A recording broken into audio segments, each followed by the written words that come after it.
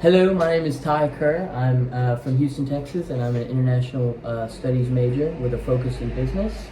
Hi, I'm Brittany Castleberry. I'm from Brittany, Texas, and I'm a marketing major with an international business minor. I'm Rachel Rose. I'm from Tomball, Texas, and I'm a management major with a concentration in entrepreneurship. I'm Reed Yockel. I'm from Shiner, Texas. I'm a marketing major with a sales concentration. So today, we're each going to talk about our different respective modules. I'm going to talk about Module 4 and how sustainability and the use of natural resources affects international trade and specifically the port of Barcelona. It is a major port in Europe, and it connects a lot of the Mediterranean economies like in Italy, Morocco, etc. It has a 2,000-year history, one that has shaped much of the economic traffic and economic investments in the region of Catalonia and Southern Europe. Sustainability and carbon footprints within the country of Spain are of big interest, especially with Port Authority. Their port regulates and measures the carbon footprint within their industries and their monetization of imports and exports.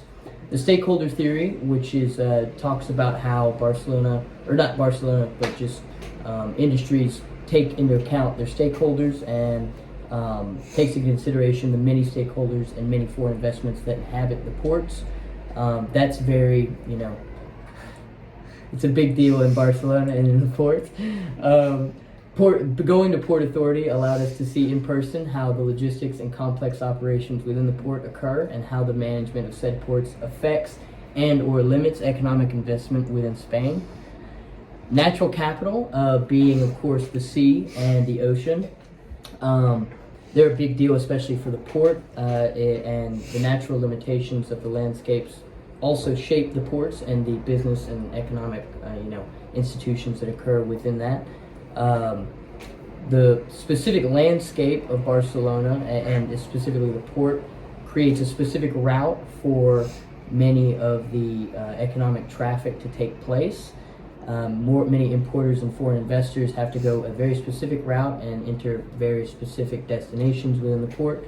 And the body of water that surrounds Barcelona is a very big part of their economic infrastructure here in Spain.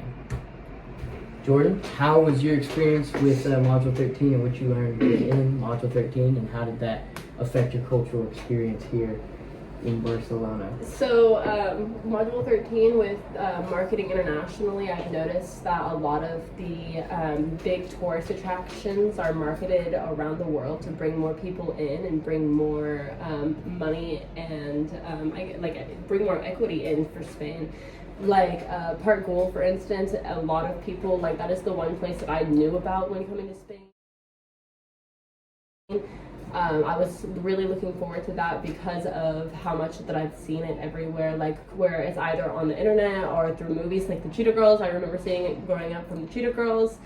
And all of those tourist attractions like Sagrada or Park Güell or even Saint Montjuic. Yeah, Saint Montjuic. Mm-hmm. All of these places will bring people in, and all around will bring tourists in, and all around the big tourist attractions are businesses they tend to be more pricey than all of the other areas around Spain.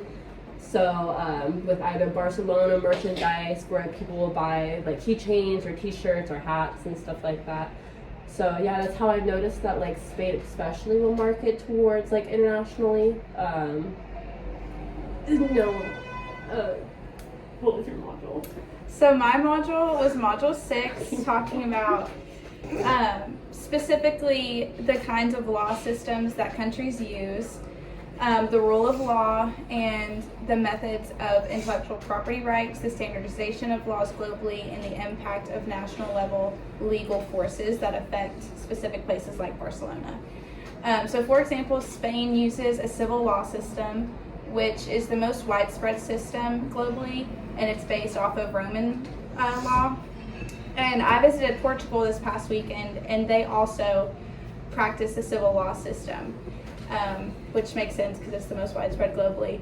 But it was cool. We visited a winery, and it was cool to see how we learned the history of Porto wine from the Douro Valley, and it was cool to see the connection that Portugal and England have as two countries because of the wine, the allies that they created with each other because of the wine, the production of wine. There's a lot of history there. And then Spain also uses rule of law, which is most commonly used around the world as well, and that's just the established rules in their society. And this also encourages foreign investment and a better environment for their citizens in general. And then Spain also practices the use of trademarks and copyrights, patents, as most places do around the world, just a way for people to protect their intellectual property. And then trade in Barcelona, specifically through the port of Barcelona, could be affected because of the Spanish laws, not only Barcelona and Catalonia, but just the country in general, the laws that affect their trade through the port. And not only that, but the fact that Spain is in the European Union, and so, and on an even bigger scale, the laws and regulations of the European Union affect the Port of Barcelona, which directly affects the economy of the city of Barcelona and also just the economy of Spain in general. So, yeah. Reed, what did you I'll be learn? talking about Module 5, about imports and exports and anti-dumping laws, kind of what Ty was saying with the Port Authority. Yeah. Barcelona's port is one of the biggest and most important ports in all of the Mediterranean, serving as a major hub for international business. And as for their imports, Barcelona's port handles a wide range of imports, such as consumer goods, automobile parts, raw materials, industrial machinery, and and as for the exports, it's pretty much essentially the same thing other than food and beverages. Barcelona exports a lot more than they import for food and beverages. I don't know why that is, but that's from the research I found. It's like the Australia Dam factory. Yeah. They export a lot of beer. Yeah, Exactly. Mhm. yeah, but they don't import a lot, so I guess. In the case of Spain, anti-dumping laws are primarily governed by the European Union's regulations. The European Commission investigates allegations of dumping and imposes anti-dumping duties.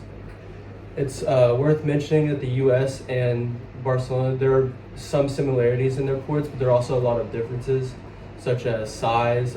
U.S. ports tend to be bigger, geographic scale.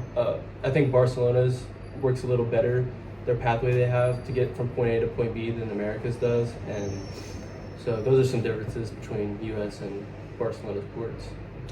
So, summing it up, everything we've learned in chapter 4, 5, 6, and 13 has been completely, I guess, it places a preference on government sanctions and how the government, their actions through whether that be legal, economic, or political, reasons and sanctions and whatnot, how that affects global trade and specifically trade here in Barcelona.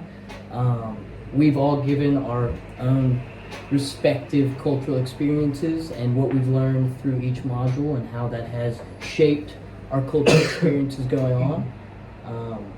Thank you for giving us the opportunity to give this video, and we hope you enjoy it. No. Woo! Thank you. Yeah!